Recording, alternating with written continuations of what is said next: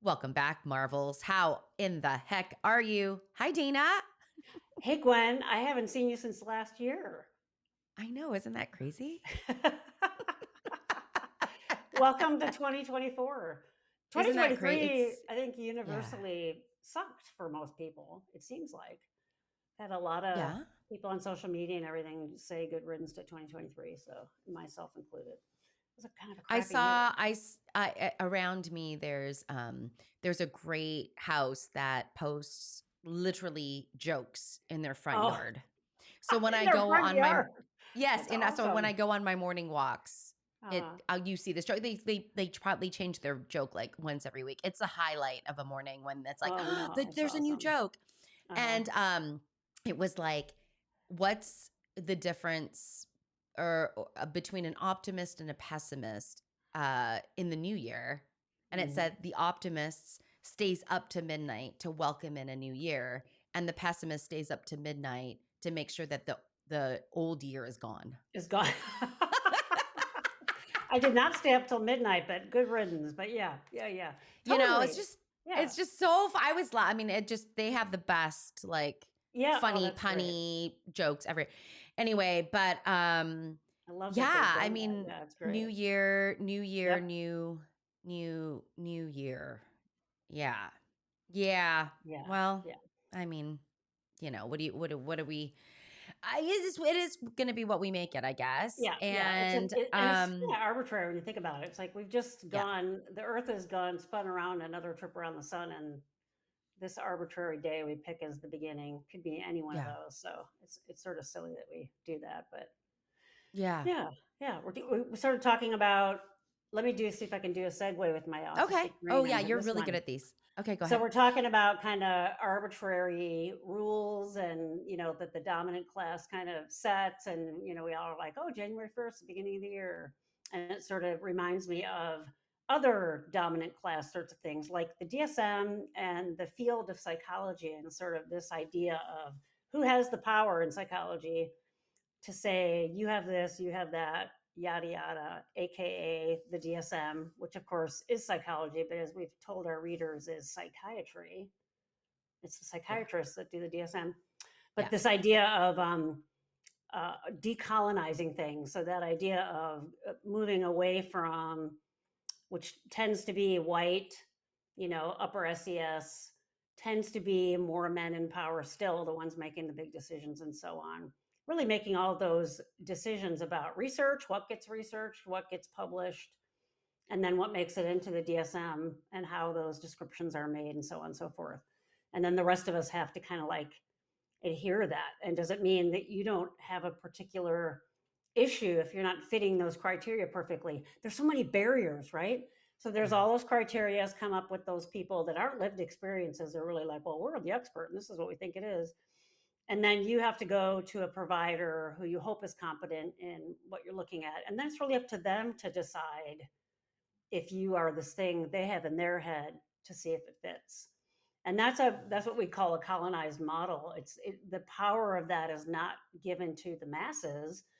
It's given to those that have that, like you and me. We have the power to be the ones that are like, well, I'm licensed and credentialed to give you these diagnoses and so on. um, and then nowadays with the information age, there's so much more available online that is actually, by the time an article makes it into a peer-reviewed journal, it's 1.5 to 2 years old at least, right? At least. Yeah. So stuff that's online is newer, tends to be like open source stuff gets published quicker. Yep. And the lived experiences, you and I have talked about this, whether it's why we do this podcast, but whether it's social media or you're doing research online or you're able to access information from other countries, even because there's lots of stuff I've read that looks at it totally different, like from the UK or something, than we look at Yep. it here.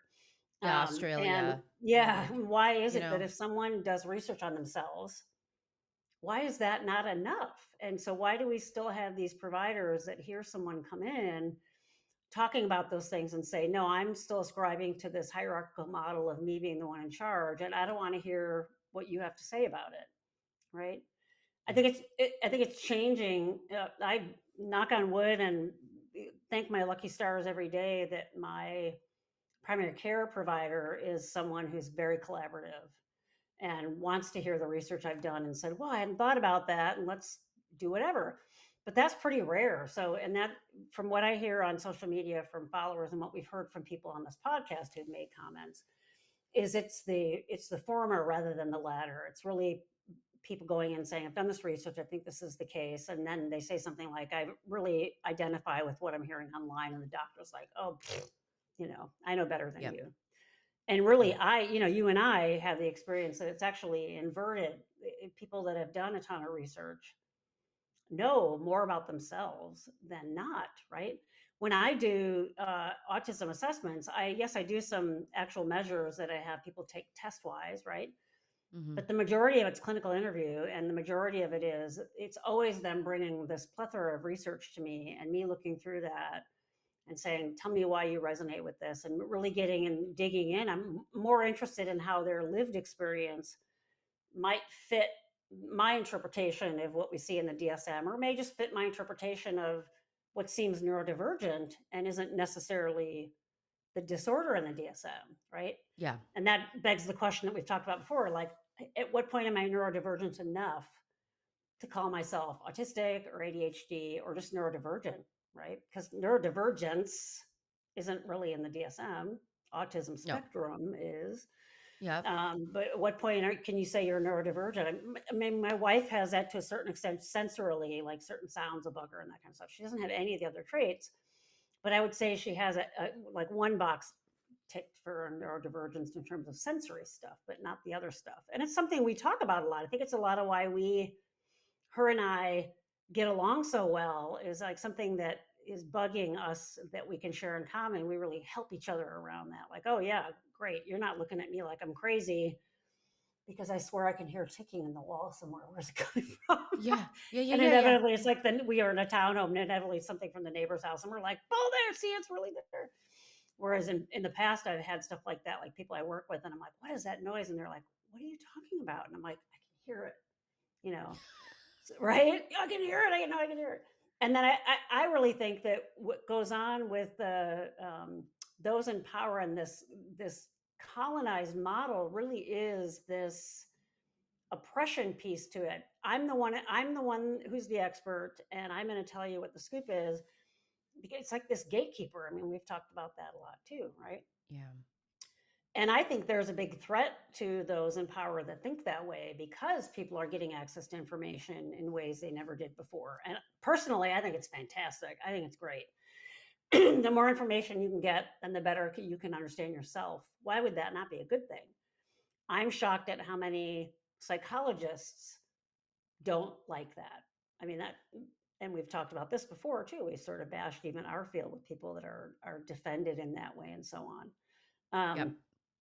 Yeah, thoughts. What are your thoughts on that? Yeah. There's this piece of understanding. So like if we back up and we kind of talk about the DSM as an institution, Mm-hmm. right? So we know that, and you said this, Dana, by the time research is completed and comes out to the public, right? After all the review, right, it's 1 to 2 years. Mm-hmm. So we're seeing, I think, this kind of increase in awareness of neurodivergence Mm-hmm. in general, societally. I Yeah. think the autism diagnosis is definitely changing in its quality. If I were to think about what the diagnostic criteria was, 10, Oh 15, yeah. 20 years Yeah. ago, it Mm-hmm. has really, really started to evolve. And I think it's Mm-hmm. even evolving even more. There are certain things that I would update a DSM with, but a good clinician relies on multiple sources of data, Mm-hmm. right? Yeah. I don't just look at the DSM, open it up and say, tick, tick, tick. Yeah. Oh, you only meet 2 out of the 3 and you need to meet 3 out of 3, so you're not. Yeah. And I think this is a very interesting piece, and that, when is a diagnosis a diagnosis? Like, when do we say as psychologists this is diagnosable? Right. Is when we're noticing, right, functional impact in Right. life. Yeah. In daily life is functionally impacted in some way, Mhm. shape, or form. Yeah. And I think when we sit down and we listen to someone who has taken the time, um, in their own self-discovery, and Mhm. saying, "Look, I've never fit in a box." Not that you have to fit in a box, but nothing's ever kind of resonated with me It's until not that now, neat. Yeah. Yeah. Yeah. right? And Yeah. to say, "And here's why." Yeah. And, the things on TikTok, I mean, like, I think there are ways of getting very bite-sized pieces of information out, and it's still up to the person, I'm hoping, up to the person to say, "This resonates with me or not. This is true or not. This is Mhm. source, like, or not." Whatever Yeah. this is, Yeah. be a critical thinker about the Yeah. media that you consume. Yeah. But when you go to a physician, a psychiatrist, a psychologist, and say, "Look, like, I've been struggling with something, Mhm. Yeah. and this is really checking a lot of boxes for me, and it resonates with me for X, Y, and Z," right? Mhm. Mhm. In our biomedical colonized kind of system, you Mhm. have to be really, really sick in someone's else, like in the Yeah. institution's definition, before you get any kind of help. And so this Yeah. model is completely flipped from what you and I talk about, which Yeah. is strengths based, Yeah. right? Yeah. In the biomedical model, it is deficit Disease based. Yeah. based, And deficit based. Yeah. disease For sure. based. Yeah. Yeah. So, already the gatekeepers are Yeah. already looking at you through the eyes of money. That's what it comes Totally. Yeah. down to. Yeah. Well, everything comes. I mean, even when you were talking about research taking 2 or 3 years, and also, I teach this. I teach statistics and research methods, and I talk Yeah. about Oh, the bias in what gets researched, who's doing the research, the not about us without us, the silent, all these various things, what gets seen to the public. And I think that's where something like social media blows the lid off. yeah. So I think I've mentioned it on the podcast before that I've downloaded all the comments from about a year's worth of TikTok, and I just finished the thematic analysis, the initial thematic analysis. Oh my God. And it's so interesting to me because there's more specifics in there. I mean, I could probably try to ratchet all of those things into somewhere on the DSM, but not all of them fit. And it really is more a reflection of what people that are out there saying, yes, this is how I experience this is how I experience this. Yep. Um, that to me is more a true indicator than the people that are getting funded, to do research. And like, hey, look, I made that thing go like that. That's too funny. I have a How'd you client do whose that, Dana? phone does that. I must have done the thought now one. Oh, Wait, there it how'd goes. you? Oh, for those of you that are just in the audio sphere, Dana put up her thumb as a And thumbs it did up, the and then there emoji was a thumbs up. live Yeah. emoji. And so, of course, she and I, of course, we don't have ADHD. Haha. Yeah. Now we're like We shiny. now we're like, wait, I want to do it. Wait, You Dana. got to hold it up there for a bit. Go sideways so it really looks like the emoji. That way. Yeah. Oh, I wonder why mine's doing. Maybe it's my computer and not yours. Oh, that's so sad. Oh, that do we? Oh, Can we enter a trombone? Wah, yeah. wah. Wah, Can I? wah. Yeah. Can I do? No, I See, don't not have a available to you, right? Why is it not available to you? It's sort of right. like, yeah, This is. I this mean, idea we're talking about, like who yeah, it's yeah. so much about the spectacles that only and I think it took me a long time even to understand that as a psychologist. I'm like, I'm eating up all this information in grad school and even when I Mhm. first graduated about, oh, this is so interesting, blah blah blah. And this idea of there is information out there that's not just in research that's valuable. I mean, it's when I first started to learn about qualitative Yeah, research. It's like, and it's not just for entry level research. It really is getting that sense of what is out there that we're actually seeing versus what we can measure. And you're right, like in the medical field, I think I have the saying, let's do all these blood tests on you. We're looking for something that's wrong, right? Or yeah. looking for something that has a pattern that fits something that's wrong, right? And sometimes it's useful to have that expertise. Years ago, when I was having a lot of issues before I knew I was autistic and having brain scans and lots of pain, and it ended up being more EDS stuff. But my neurologist said that you have some pieces in your brain scan that if we had other pieces to go with it, we could maybe give a really tentative diagnosis of MS. Knock on wood. Thank God, didn't end up being that. But he said sometimes we'll see things like that in people's brains that don't have MS, and sometimes we'll see it in people that do. But you don't have all the other things. And more importantly, I wouldn't treat you for it if we did. And that always stuck with me. I mean, I think a neurologist is a little bit more like we are, where they have to kind of be the sleuth slayers, and put a Yeah. lot of pieces together. And he said, unless I were treating you for it, there's no reason for me to diagnose you with it. So you don't have this disease that I would give the actual diagnosis for. But more importantly, he was saying in his expertise, it was more than just the criteria that he would probably check off of a medical list. He was just saying you don't really have the flavor there. I remember him saying, using those words. And at the time, I was kind of pissed, like, well, what the hell does that mean? But now I'm like, oh, he was using that sense that he had, that kind of spidey sense that, like you and I have around neurodivergent people, that he could just tell, right? And again, Mhm. that's a little bit of a rarity. A lot of doctors just want to say, yeah, if you don't meet these check boxes for the disease and I wouldn't do anything to you, there's no reason to give you that. And that really is what the DSM is like. So then what do we do with folks that don't meet the D part of neuro, they're neurodivergent, but don't meet the disorder part of it? I think you Yep. can still gain tremendous understanding about yourself, and the people you live with can gain a ton of understanding about you if they know that, even without the diagnosis, without the disorder part of it. And I think that's where the DSM really does a disservice. Can you be depressed and not have a diagnosable depression? Yes. Can you be anxious and not have a diagnosable anxiety? Yes. And I think the general public doesn't really realize that. They don't know that. And that's a thing, Yeah, right? I mean it's that gradient, and you brought up psychometrics because Hmm. I find it to be really interesting. It's like, what's significant, right? Yeah. Yeah. Oh, okay. So a p-value of 0.005 is significant. And for Yeah. those of you that I don't want to bore you, but And actually, 0.05 in psychology is pretty good. You don't even it's need two pretty zeros, you just need you don't even one. do right. But is it significant at 0.0499? Well, there you Then go.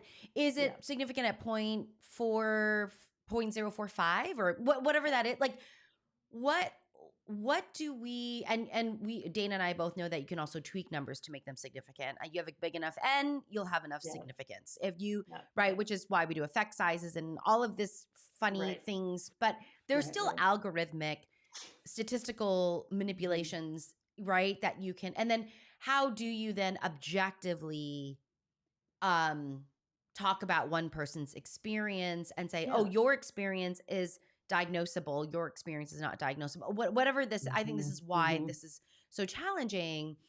But the idea here, and I think what has always struck me is that the person who is struggling and marginalized Mhm. still holds the burden of advocacy. And Yeah. Yeah. this is the piece where I'm like, this is where support's needed, right? Yeah. Because they're usually tired and burnt out and self-doubt and like mired in self-doubt. And it's like, wow, sometimes having a person just be like, let me hear it. Yeah. Talk to me about it. Okay, let's think about it in this framework. Wow. In my experience as a psychologist with just specializing in neurodiversity, here's how I might think about this.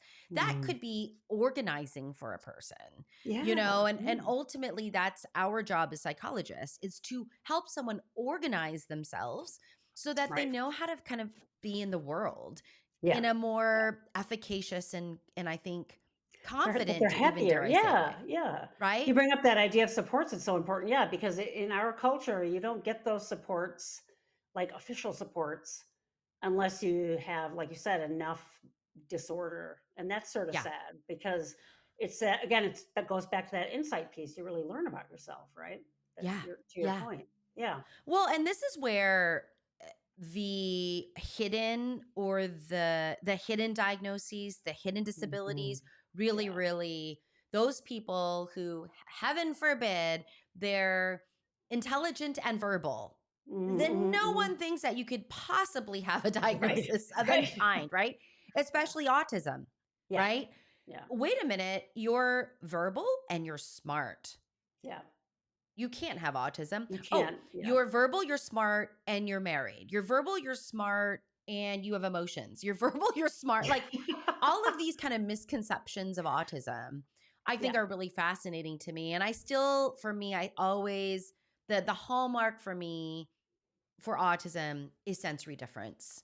Yeah. Yeah. Sensory differences for me with, some other pieces, the way in which someone thinks Yeah. is Yeah. That's the other, I was those going to say, the other big one is the yeah, internal. the way in which someone thinks and sensory pieces, those two for me are more diagnostic than Yes. Yeah. language development and Yeah. social problems because a lot of my Oh, yeah. autistics, they don't have social problems when they're with people who totally That's right. get them and they're sharing the same interests. And Exactly. so Yeah. Yeah.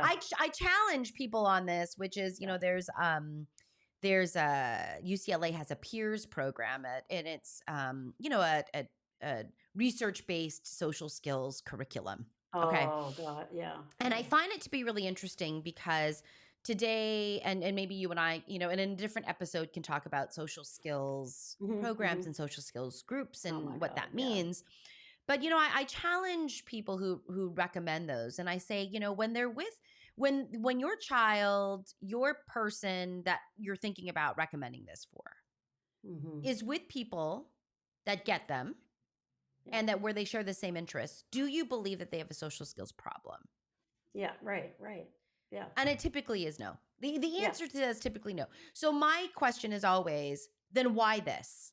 Like talk to me It's so, about why this. yeah, I want to force you into the neurotypical model of social behavior. That's what that means. That's why that criteria always drives me nuts. Yeah. Yeah. So You this have is like poor social skills. Really? Really? yeah, so this is like really interesting. And so, Yeah. if you're out there and you're like, gosh, I've been feeling like I'm struggling. Hmm. There's some Hmm. challenges that I have being in this world. Yeah. I went and did some research. I stumbled Hmm. upon Hmm. this particular TikToker, this particular YouTuber, this particular Hmm. Instagram, whatever. Their content really resonates with me. Yeah. Yeah.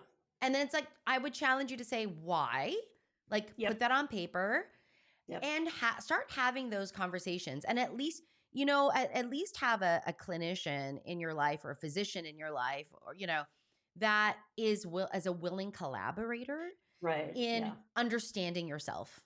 Yeah. That's what Yeah. I would say. I mean, if you go to Yeah. someone and you say, if I bring you some of this information that I've really done my due diligence with, Yeah. Yeah. what do you do with that information? I think that's great advice because I have so many people ask, how do I find a treatment provider who will listen to what I have to say? Like, I think I might be autistic.